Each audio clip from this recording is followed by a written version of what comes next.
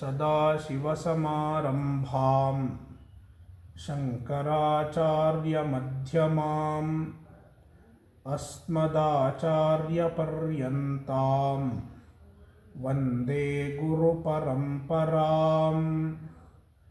श्रुतिस्मृतिपुराणानाम् आलयं करुणालयं नमामि भगवत्पादं शङ्करं लोकशङ्करम्।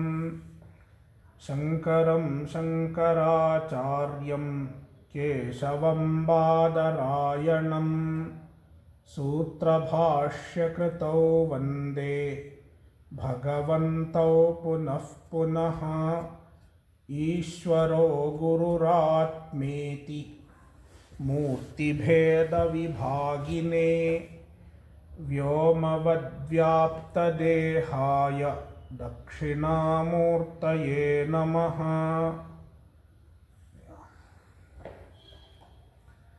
सर्ववेदान्त-सिद्धान्त-सार-संग्रहः।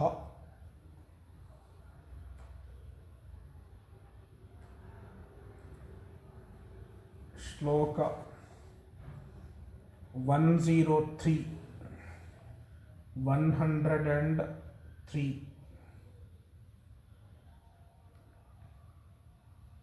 येन नाराधितो देवो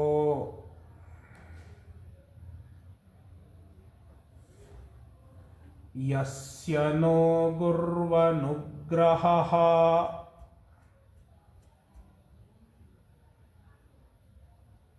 नवश्यं हृदयं यस्य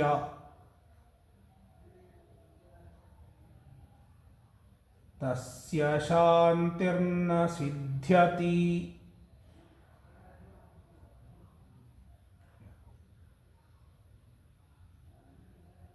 The author is discussing Samadhi Shatka Sampatti. Among Samadhi Shatka Sampatti,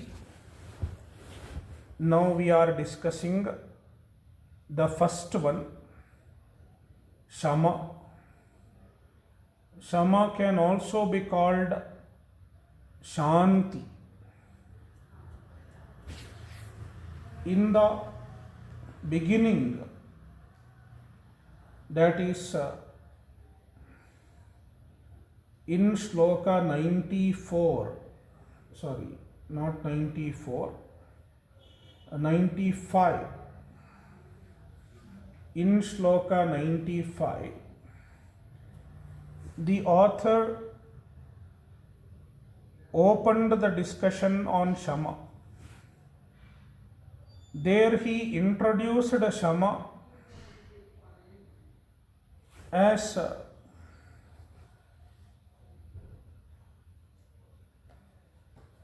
Swalakshye Niyatasthitihi, mind abiding on its object, its goal. That is how author introduced Shama. Later on, as we will proceed, we will understand what the author really intends by the word Shama or Shanti. The author will later on say that Shamaha means Manah Prasadaha,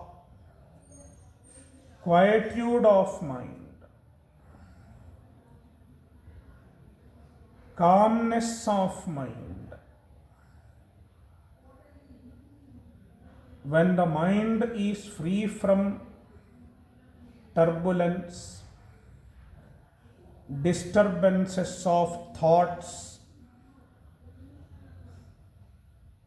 one has accomplished Shama. Therefore,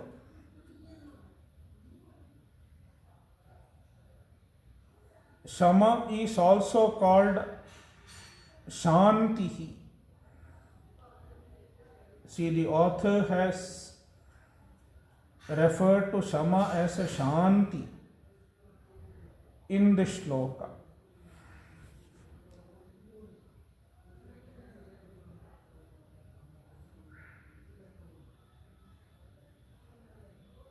Now the author is explaining certain sadhanas that lead to Shama, that lead to the accomplishment of Shama.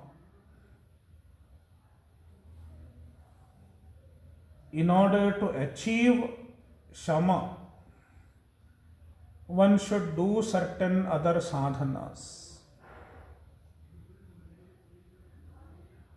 In other words, the author is answering the question how to accomplish Shama, how to get Shama.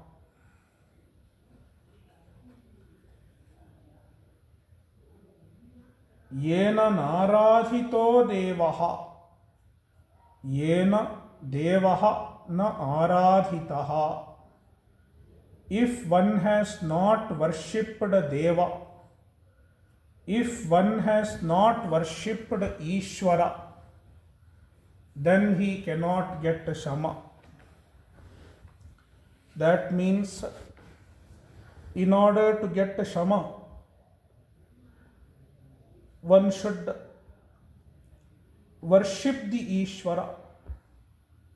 One should regularly perform puja. Puja is a sadhana to cultivate Shama. One of the indispensable sadhana.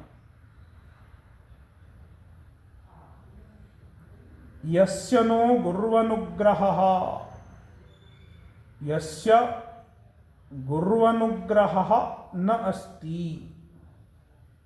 If one does not have the grace of Guru, even then he cannot get Shama. Therefore, in order to achieve Shama, one should make effort to receive Guru's grace. And in order to receive Guru's grace, one should do seva to the Guru.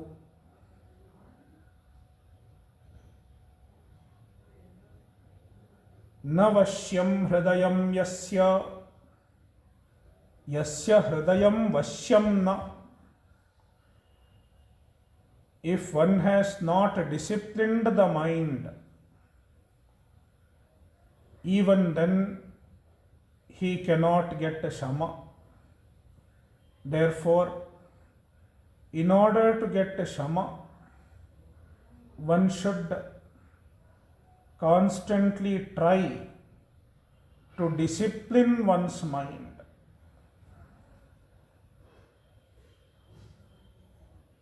One should constantly make effort to have a say over one's mind. Only then Shama is possible.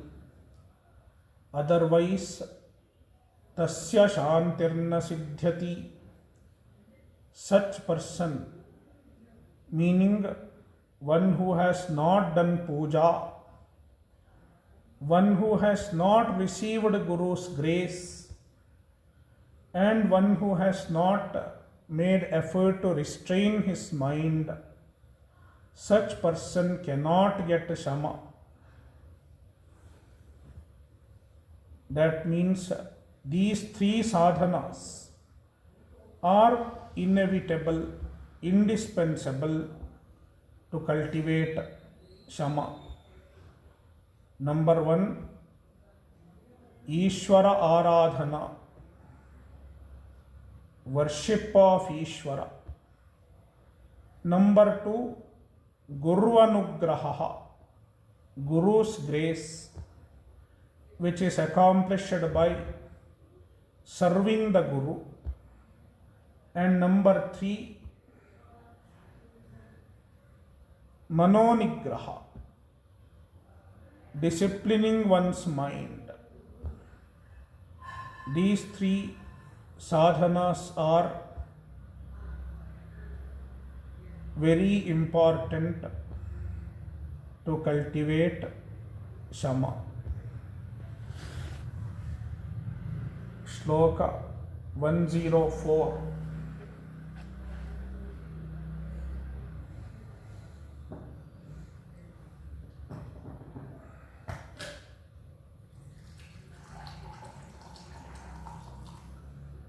मनः प्रसादसिद्ध्यर्थम् साधनं श्रूयतां बुधैः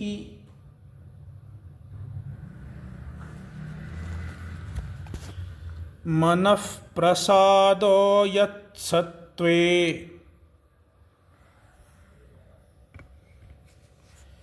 यदभावेन सिद्ध्यति.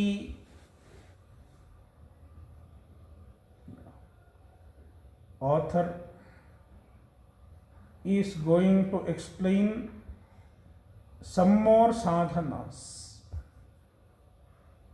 in order to accomplish Shamaha.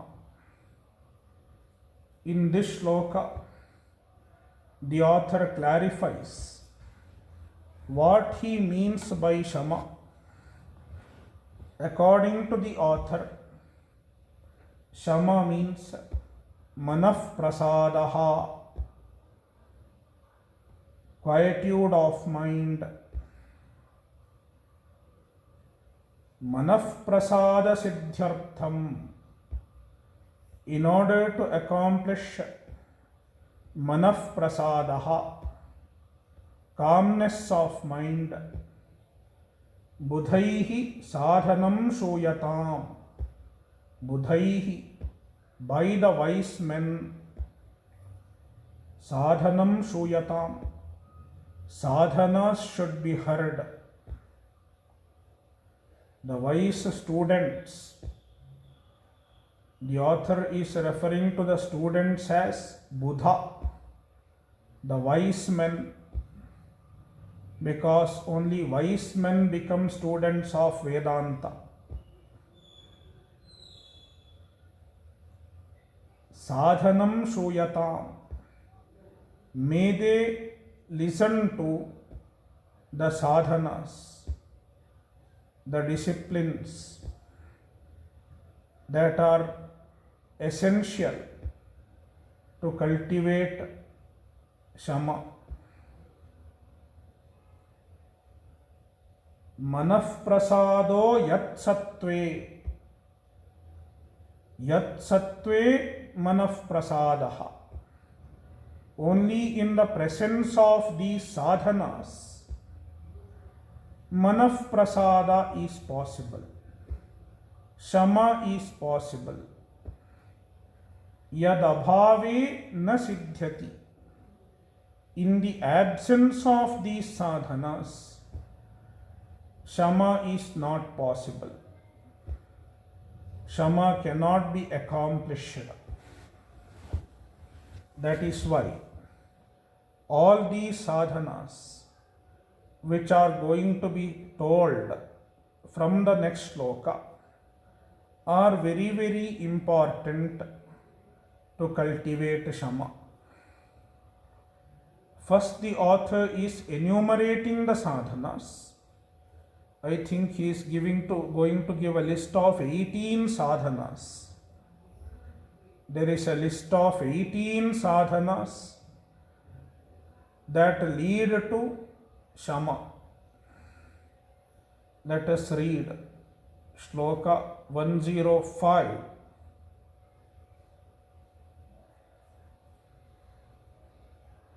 Brahmacharyamahimsa cha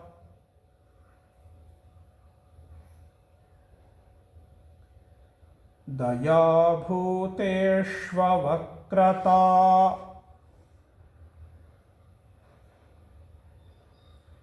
vishayeshvati vaitrishniyam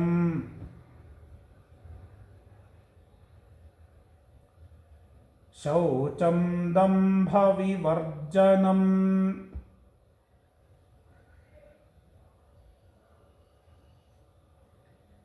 Let us read the next three shlokas also. Satyam nirmamata sthairyam abhimana visarjanam ishvara dhyana parata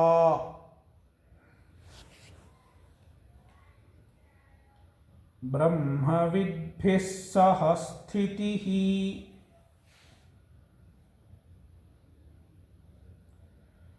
jnana shastraika parata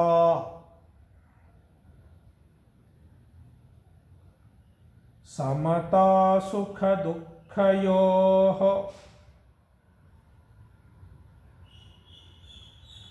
manana saktirekanta shilata cha mumukshuta yasyaitatvidyate sarvam tasya chittam prasidati natve tadharma shunyasya prakarantara kotibhihi.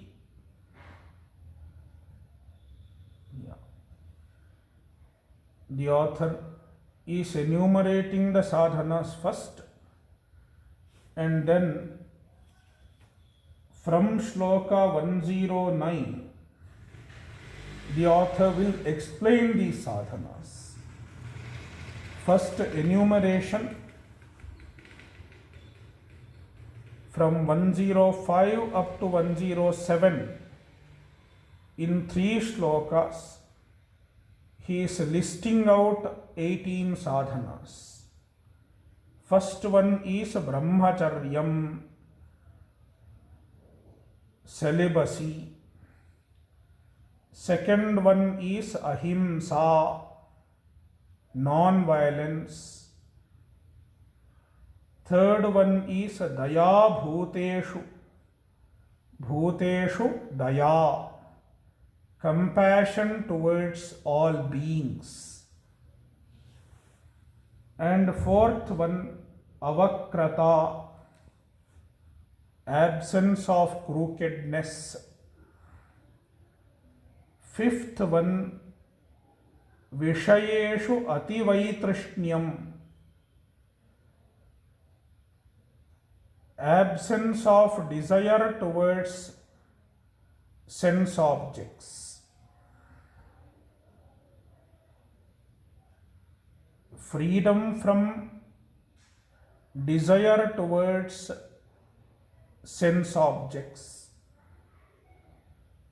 Sixth one, shaucham, cleanliness. Seventh one, dambha vivarjanam. Dambha vivarjanam means giving up dambha, giving up of dambha. What is dambha? Dambha means making a show of one's virtues, one's good qualities.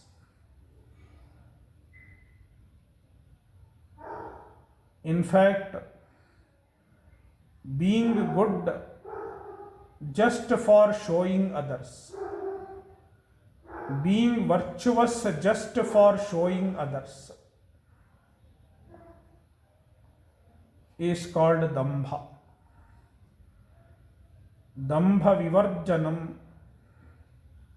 means giving up of Dambha. Instead of being virtuous for showing others, one should be virtuous for one's own sake.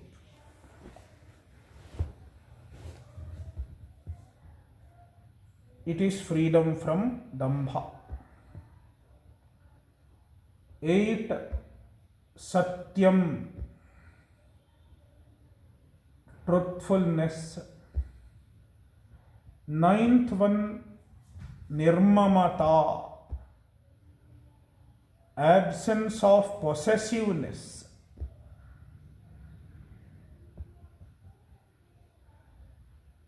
10th one, Sthiryam, steadiness.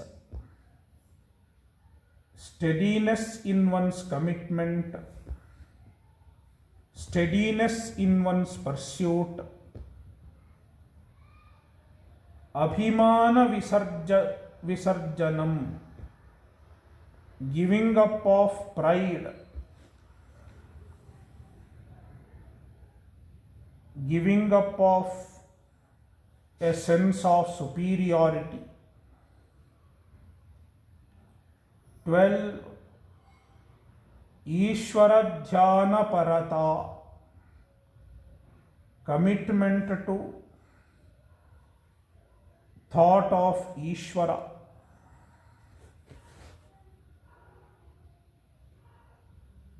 Commitment to the thought of Ishvara. 13. Brahma Vidbhihi Sahasthitihi, association with Brahmajnanis.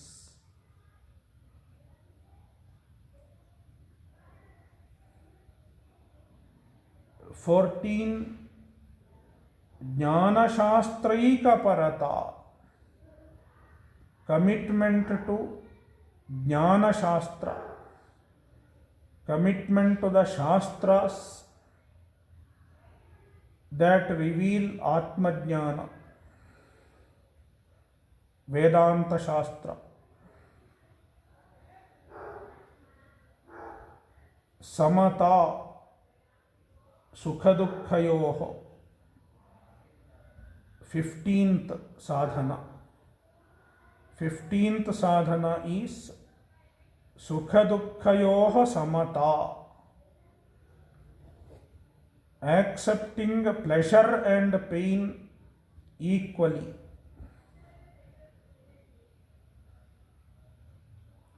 16.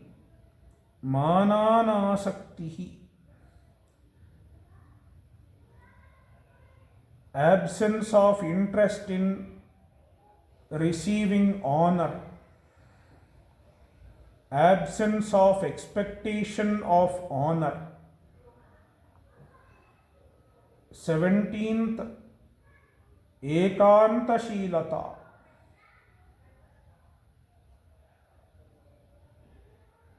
solitude,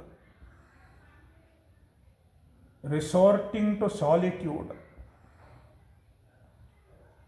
And 18th is mumukshuta,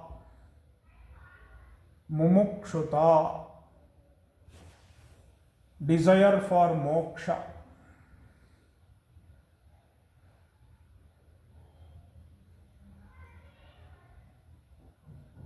These are the 18 sadhanas. Only when these sadhanas are there, one gets a shama. Yasyaitat vidyate sarvam tasya chittam prasidati. Yasya etat sarvam vidyate. If one has all these sadhanas, tasya chittam prasidati, his or her mind becomes quiet, becomes free from disturbances. becomes free from restlessness. Natvetadharmashunyasya prakarantarakotibhihi. If one does not have these qualities, if one does not cultivate these sadhanas, then prakarantarakotibhi, by any other means, by any other sadhana, shama is not possible. That means these 18 sadhanas are very important to cultivate shama. Even if any one is missing, it may be difficult to cultivate shama.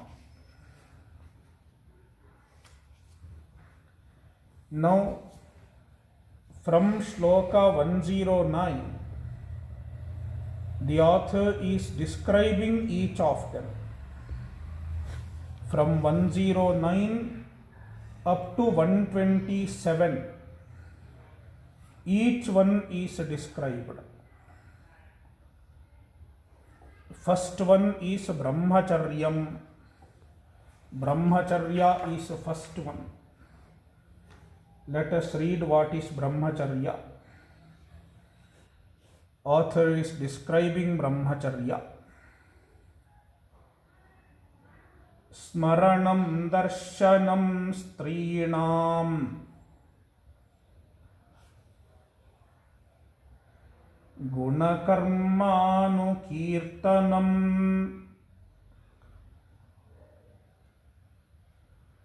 samichinatvadhistasu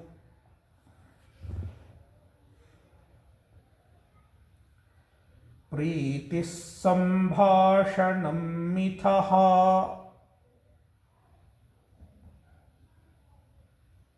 सहवासश्च संसर्गः अष्टधा मैथुनं विदुः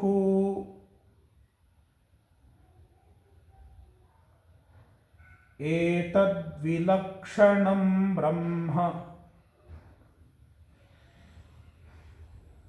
चर्यं चित्तप्रसादकम्.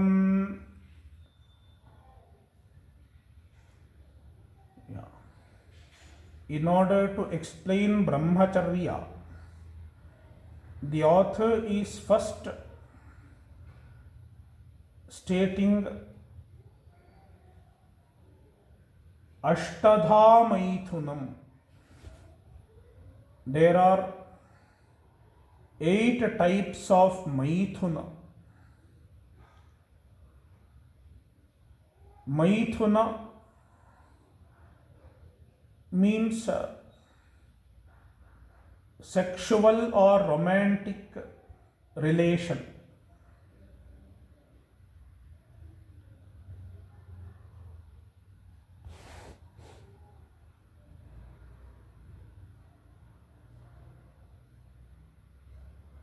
The author is listing out 8 types of Maithuna.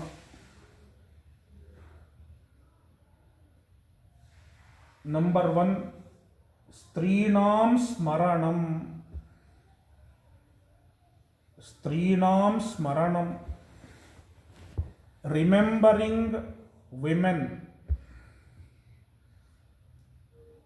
Here Strinam is stated. Somebody may raise an objection. Does it mean women are bad?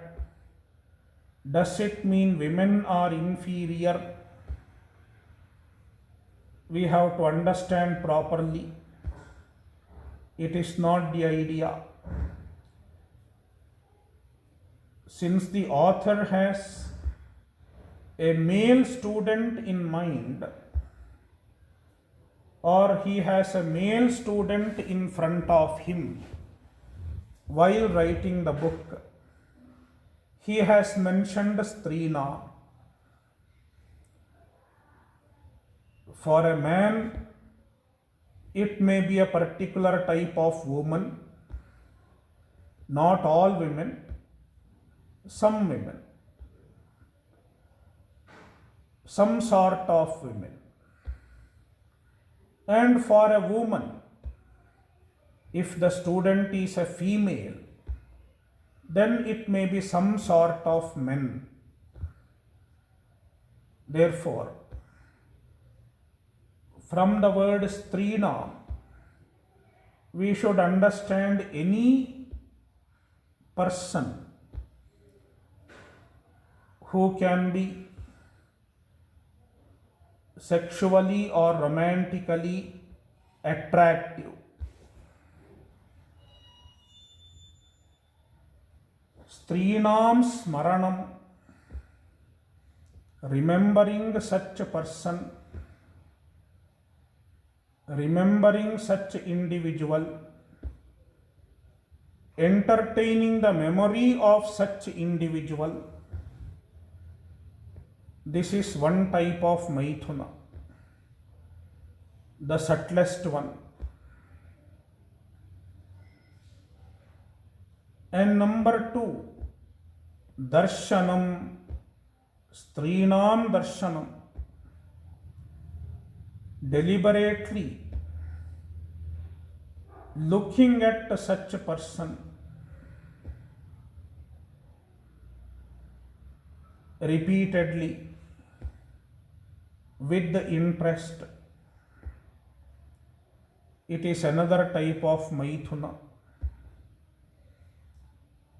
Gunakarmanu Kirtanam, third type of Maithuna,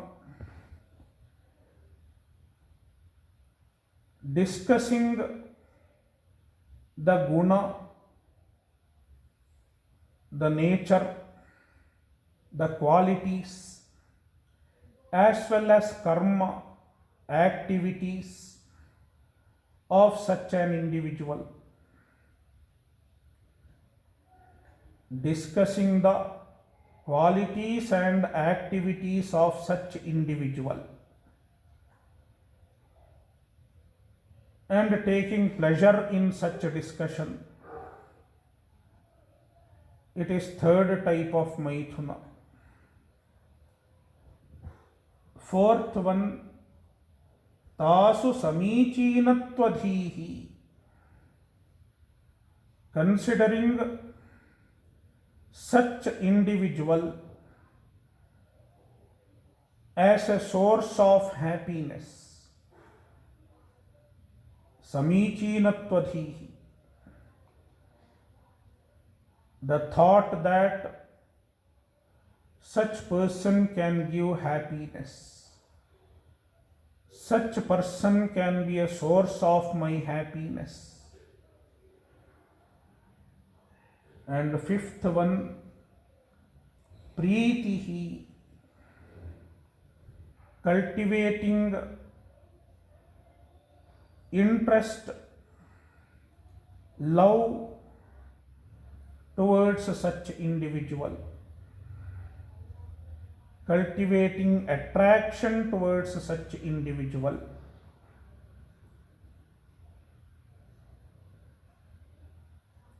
And how many are over? 1, 2, 3, 4, 5, sixth one. Sixth one is Mithaha Sambhashanam, mutual conversation.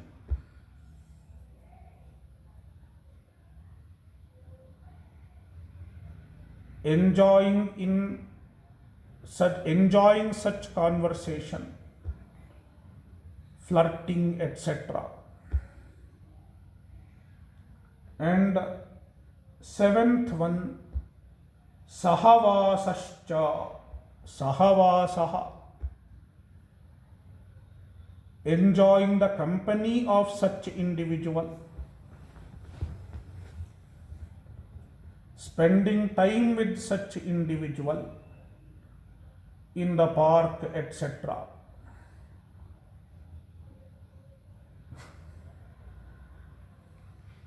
And eighth one, Samsargaha, a physical union. Ashtadha Maithunam Viduhu. These are the 8 type of Maithunas. 8 type of relations.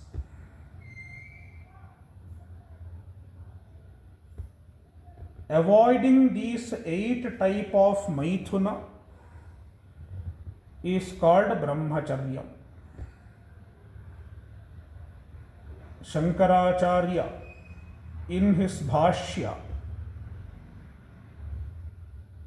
defines Brahmacharya as Maithuna Samacharaha, non-performance of Maithuna, avoidance of all type of Maithuna is called Brahmacharya. Etad vilakshanam brahmacharyam. Opposite of these 8 types of Maithuna is called Brahmacharya. And Brahmacharya chitta prasadakam. Brahmacharya brings about calmness of mind. Mind becomes calm. Mind becomes peaceful if one practices Brahmacharya.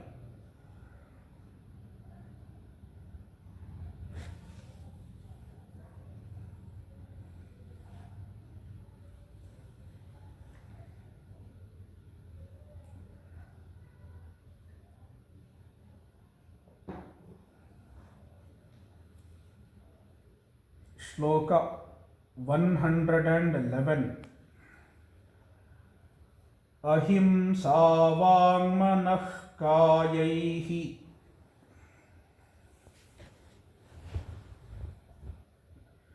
pranimatra prapeedanam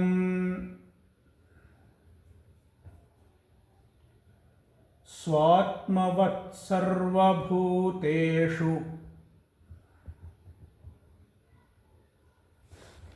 Kayena manasa gira anukampadaya saiva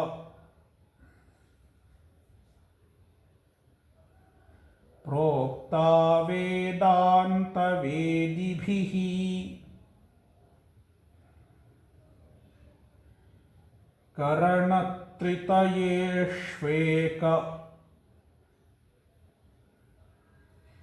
Rupata vakrata mata.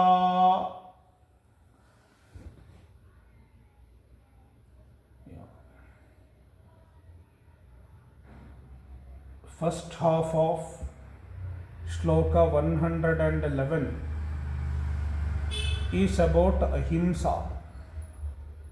What is ahimsa?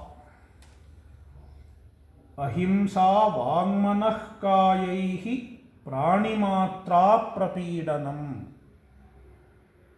Ahimsa means not troubling anyone, not disturbing any being.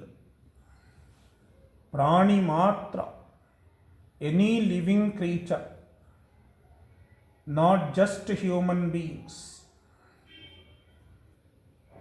Perhaps in other countries, in other cultures, ahimsa is only towards other human beings.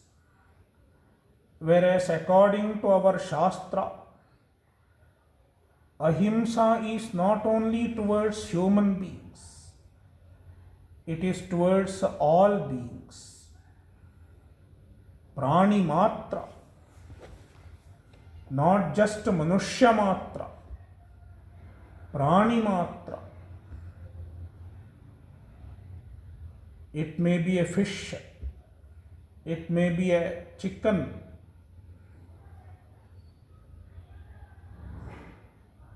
a bird, even towards such creatures we do ahimsa.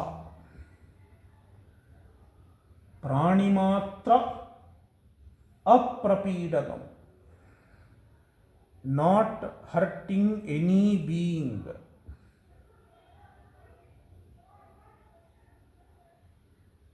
And the author says it is not just physically, vangmanah kayaihi, verbally, mentally as well as physically. Even mentally, one should not entertain the thought of hurting, and verbally also one does not hurt by speaking harsh words, etc. And definitely not hurting physically. All these three are included in ahimsa. From the second half of this shloka,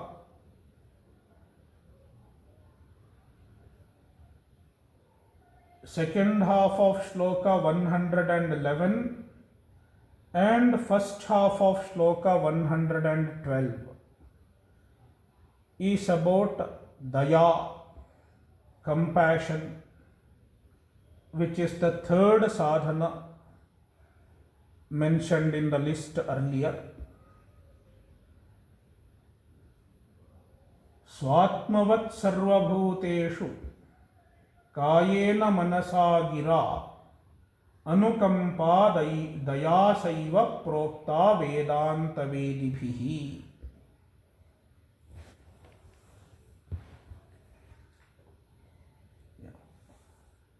Daya, compassion. Compassion is swatmavat sarvabhuteshu, looking upon every individual as one's own self, looking upon all other beings as one's own self. They are also like me. Therefore, their pain is like my pain. Their suffering is like my suffering. This kind of an empathy is called anukampa.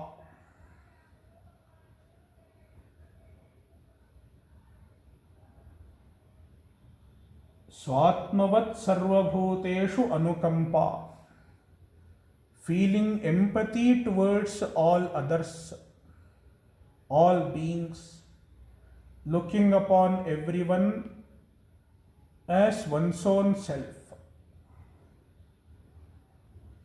And this empathy is also in three levels: mentally, verbally and physically. Kayena manasa gira. Manasa, first of all, it is at the mental level. One feels an empathy. One feels the compassion. After feeling, he expresses his compassion to the other person.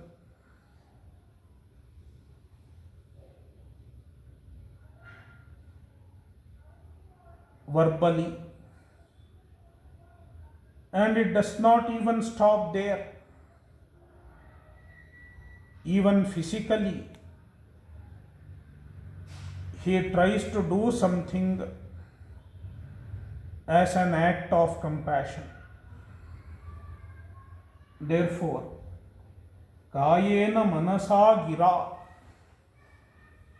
verbally, mentally, verbally as well as physically, he expresses his compassion Saiva Vedanta Vedibhihi Daya Prokta. It is called Daya. Such empathy is called Daya, compassion, by the knowers of Vedanta.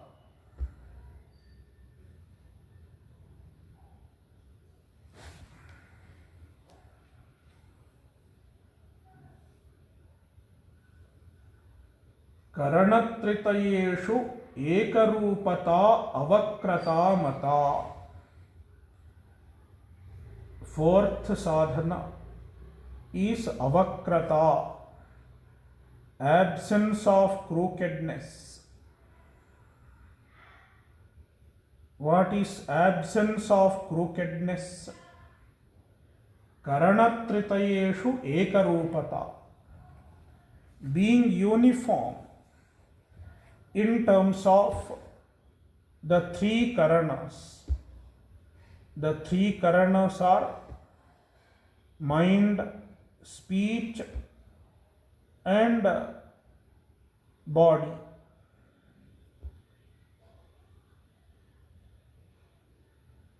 Manas, Vak, and Sharira. In all these three, if one is uniform, then it is called avakrata. There is a popular shloka which distinguishes between a Mahatma and a Duratma. Who is a Mahatma and who is a Duratma? Manasyekam vachasyekam karmanyekam mahatmanam. Manasyanyad vachasyanyad karmanyanyad duratmanam. For a Mahatma, manasi ekam, what he thinks, he speaks. There is no mismatch between his thoughts and words, and there is no mismatch between his words and actions as well. Karmani ekam, same thing is expressed in action also. Mind, speech, and actions are aligned. Whereas for a Duratma, manasi anyat, what he thinks is different, what he speaks is different, vachasi anyat, and karmani anyat, what he does is different. The three karanas are not in alignment with each other. It is called vakrata. It is called crookedness. Absence of such crookedness is called avakrata.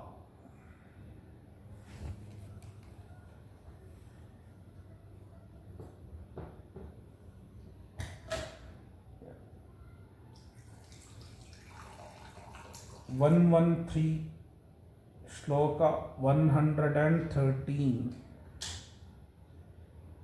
Brahmadisthavaranteshu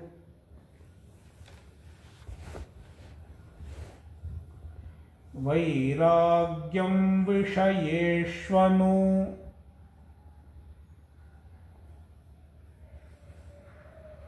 yathaiva kakavishthayam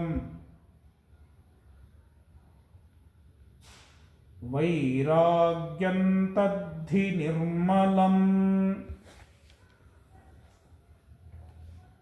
Sixth sadhana, Vishayeshu Ativaitrishnyam. In Shloka 105, sixth sadhana, Sorry, not sixth, it was fifth. Fifth sadhana is mentioned as Vishayeshu Ativaitrishniyam. Vishayeshu Ativaitrishniyam is nothing but Vairagya, dispassion.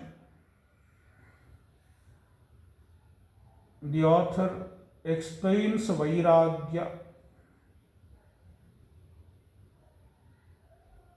Brahmadi sthavaranteshu vishayeshu vairagyam. Vairagya is the distaste, absence of interest towards objects as well as towards positions, starting from Brahma, starting from the position of Hiranyagarbha, even towards the position of Hiranyagarbha. One should have absolute lack of interest. Even if somebody offers the position of Hiranyagarbha, if one is able to reject it without any difficulty, that means he has true Vairagya. Brahmadi sthavaranteshu vishayeshu, starting from Brahma up to Sthavara, up to the lowest creature. Vishayeshu means towards all objects in the universe. Towards all objects in the universe. Vairagya, distaste, absence of desire. Yathaiva kakavishthayam, just like the distaste towards excreta of a crow.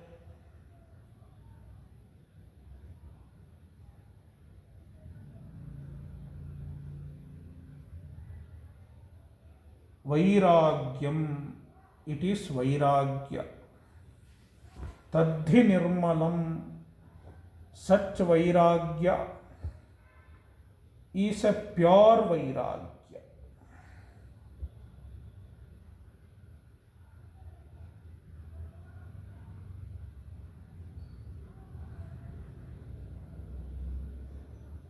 Sometimes there can be an impure Vairagya on account of some incident. One may get a temporary Vairagya, like Smashana Vairagya. If somebody dies, a near and dear relative dies, even then people get a temporary Vairagya. But it is not Nirmala Vairagya. It is not pure Vairagya. It is there for a while. After that the person becomes normal. Whereas Nirmala Vairagya means a constant Vairagya towards every object in the universe.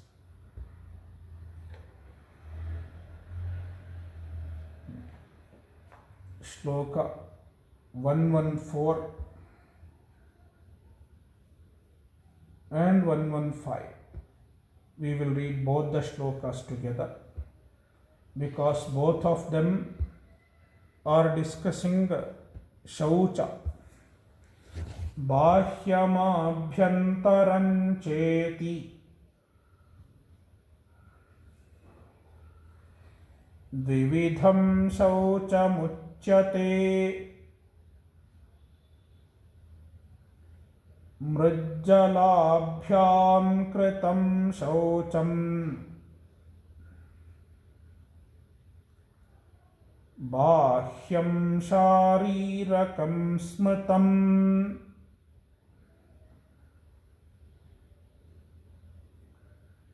अज्ञानदूरीकरणम्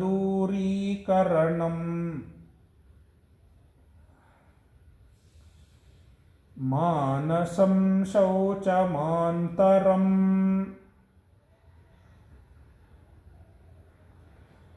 अन्तःशौचे स्थिते सम्यक् बाह्यन्नावश्यकं नृणाम्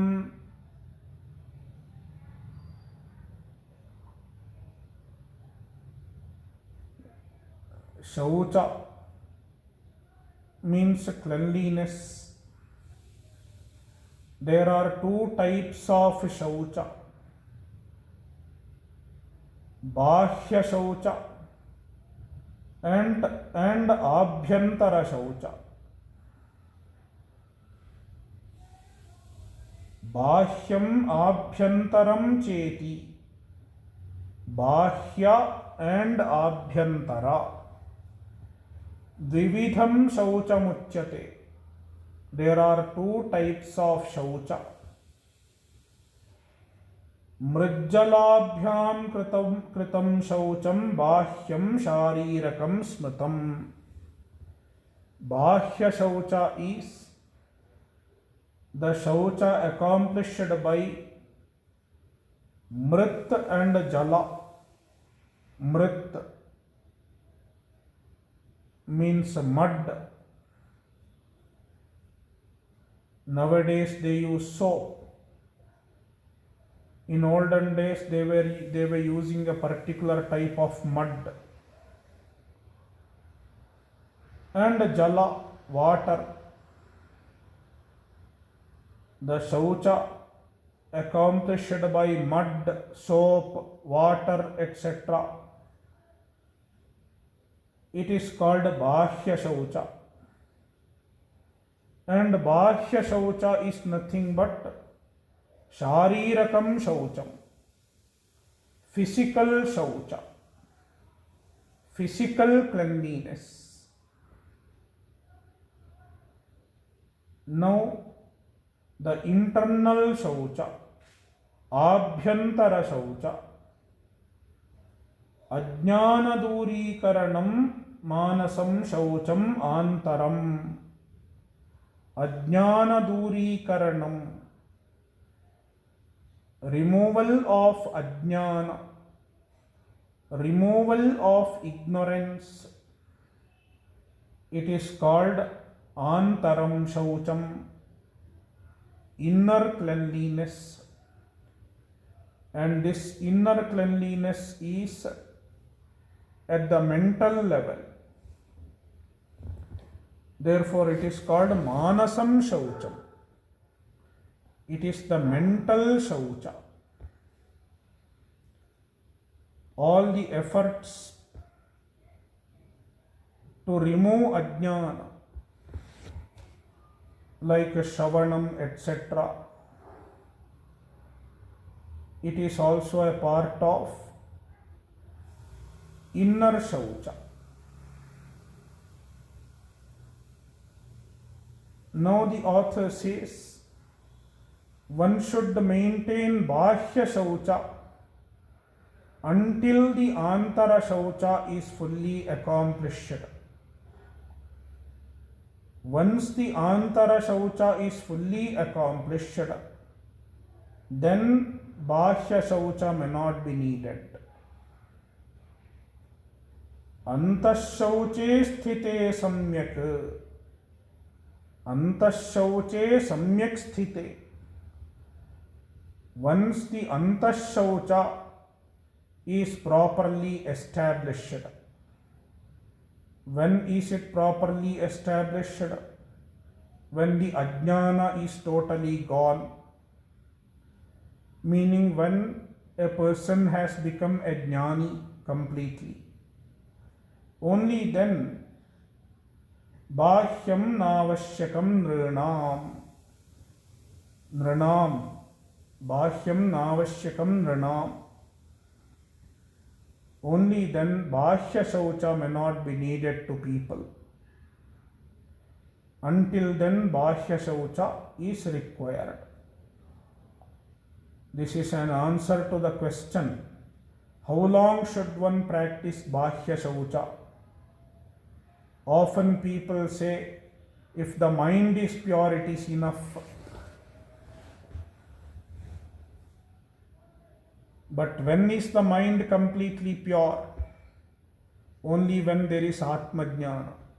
Until Atma-jnana, mind is not completely pure. We are just making effort to purify the mind. Until then, bahya shaucha is also required. Om Purnamadah Purnamidam Purnat Purnamudachyate Purnasya Purnamadaya Purnamevavashishyate. Om Shanti Shanti Shanti.